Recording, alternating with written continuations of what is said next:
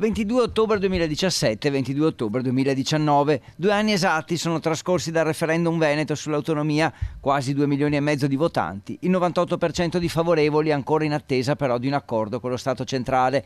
La Regione ha presentato il suo dossier e le sue proposte, ma di concreto a 2 anni di distanza ancora nulla dalla sponda romana. Sono passati 2 anni e diciamo che noi abbiamo fatto un sacco di lavoro in questi 2 anni, anche perché tutto il lavoro preparatorio si è concluso.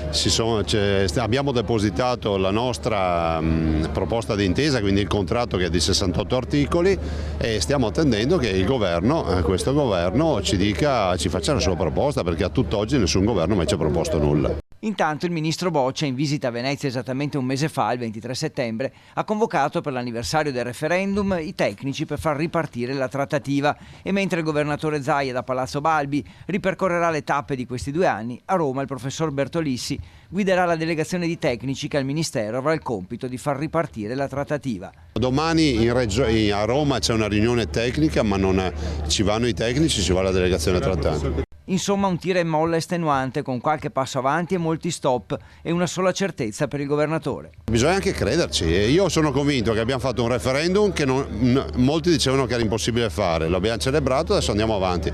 Sono convinto di una cosa, questa è certa, che indietro non si torna.